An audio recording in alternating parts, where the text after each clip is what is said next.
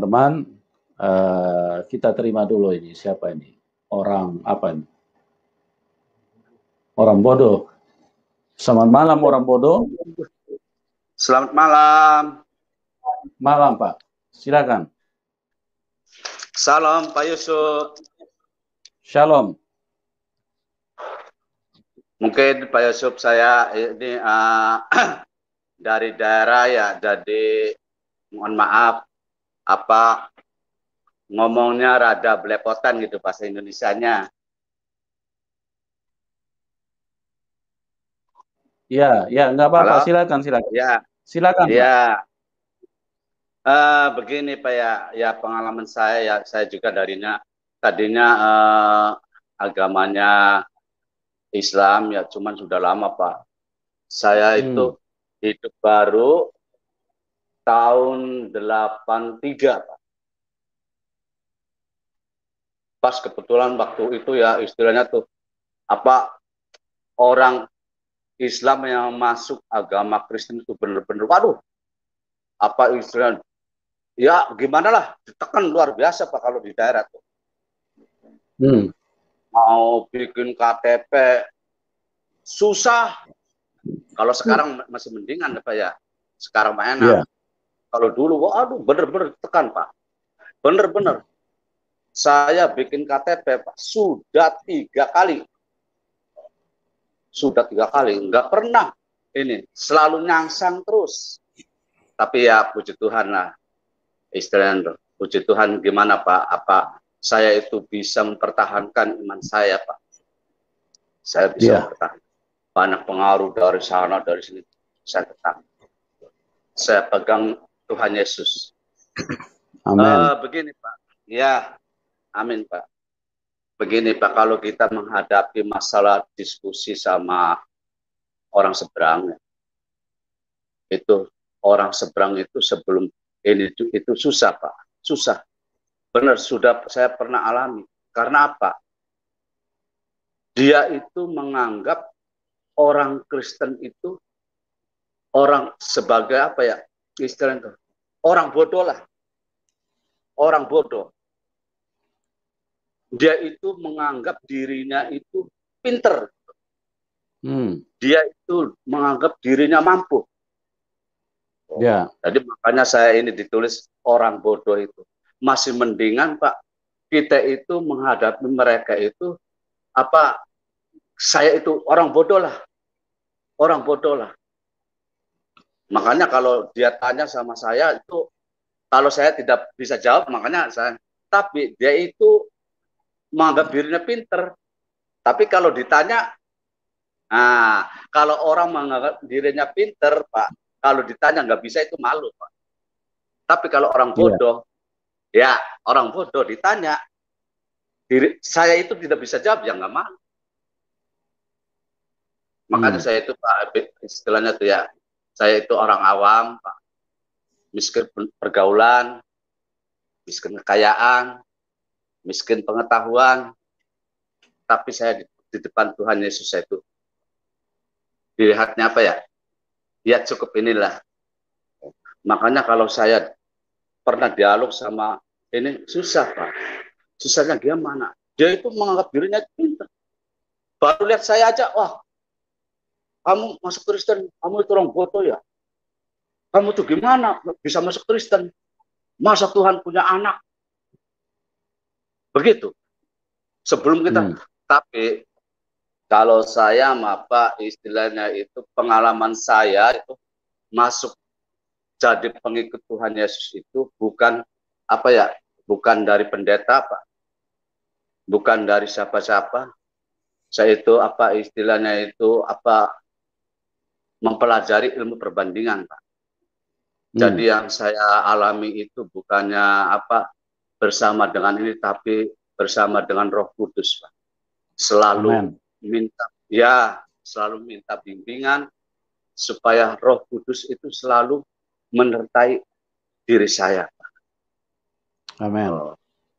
Iya, makanya saya setiap menghadapi orang-orang Islam itu penuh dengan kerendahan hati, Pak. Penuh dengan kerendahan hati. Sebelum jadi kita Bapak, dialog, keluarga sudah percaya Tuhan Yesus semua? Sudah Pak, puji Tuhan Pak.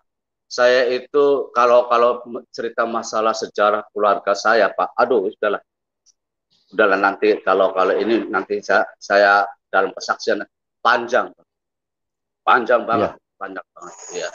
Nanti kalau ini Bapak kalau ini boleh bersaksi Pak, biar jadi berkat. Iya, nanti kapan-kapan Pak, nanti. Ya. Jadi kalau kita menghadapi orang-orang Muslim itu mestinya itu apa ya? Dengan kerendahan hati Pak. Biarin dia juga ngomong apa harus kita turuti Pak. Jangan kita istilah tolak tangkis, jangan Pak. Kita turutin aja, kita ikutin gitu. Apa dia? Sebenarnya kita sebagai orang Kristen Pak, ya sebagai anak Tuhan, kalau dialog sama orang-orang seberang itu harus pakai dengan kerendahan hati Pak. Jangan pakai ini. Yang penting kita sebagai anak Tuhan itu harus pribadi kita itu harus, ya kalau kata Tuhan Yesus harus punya tameng Pak, tameng. Jadi kalau dia mau ngomong apa, biarin aja. Nah, sebenarnya kalau sebelum kita dialog masalah agama, ya istilah itu masalah agama Kristen dengan agama Islam, sebenarnya kita itu harus mengerti dulu Pak, dasarnya itu gimana? Dasarnya. Karena apa? Karena Al-Quran dari zaman dulu ditulis itu tujuannya apa?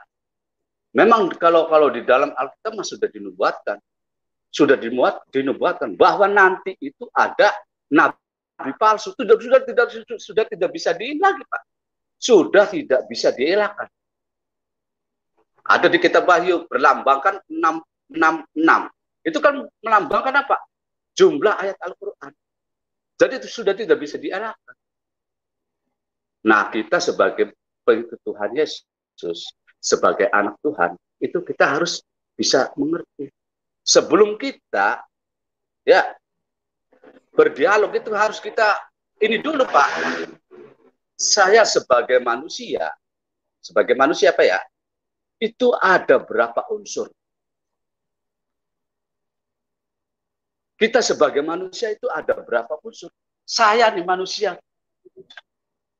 Kadang-kadang orang Kristen sendiri belum tahu apa kita.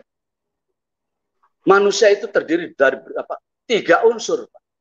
Sebelum kita berdialog sama orang Islam. Karena orang Islam, Allahnya orang Islam dengan Allahnya orang Kristen itu beda. Kalau orang Islam, Allahnya itu bersifat jat. Sedangkan kalau Allahnya orang Kristen itu Allah yang hidup. Allah itu roh. Jadi kita mesti tahu dulu, memberikan pengertian. Allah itu roh. Sebab kalau orang Islam bicara tentang roh itu susah, tidak mengerti. Roh itu apa? Roh itu apa? Baik, kalau kita orang Kristen sendiri tidak tahu. Itu, Pak.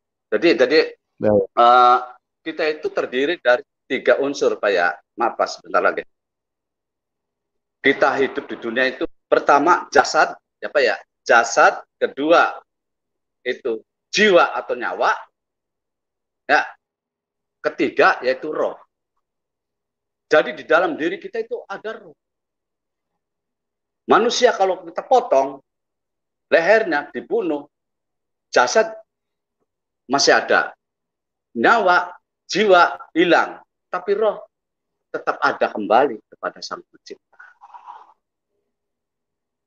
Kalau kita tidak memahami masalah pribadi manusia, itu susah. Kalau orang Kristen atau orang Islam sering sekali bicara tuh begitu. Masalah tauhid. Dulu saya pernah diserang masalah tauhid. Kalau orang Kristen nyembahnya 3 Tuhan. Allah Bapa, Anak, dan Roh Kudus. Kalau orang Kristen tidak memahami masalah Trinitas, Pak. Masalah Trinitas, apa itu Allah Bapa, apa itu Anak, apa itu Roh Kudus. Itu repot, Pak. Batu sandungan itu. Kalau kita tidak memahami masalah hal Trinitas, kita menghadapi orang-orang Islam itu mesti bisa menjelaskan masalah Trinitas. Kalau tidak bisa mempelajari masalah Trinitas, repot, Pak. Benar kata Paulus, orang-orang Kristen yang ada di daerah itu harus kita hargai. Benar, Pak. Saya merasakan sendiri. Jadi orang lain dengan orang Kristen yang ada di daerah, di kota-kota. Kalau di kota, istilahnya di Jakarta lah tahu, atau di Indramayu ya. Orang tuh tetangganya agamanya Kristen atau agamanya Yesus tidak ada pengaruh. Tidak ada ini. Tapi kalau di daerah, Pak, aduh. Waduh, luar biasa, Pak. Luar biasa, Pak. Luar biasa. Ditekannya. Waduh. Kalau dulu, waduh, Pak, wah, sudahlah. Mau bergaul, susah. Udah sana. Melihat saya itu seperti apa? Seperti kotoran, Pak. Begitu.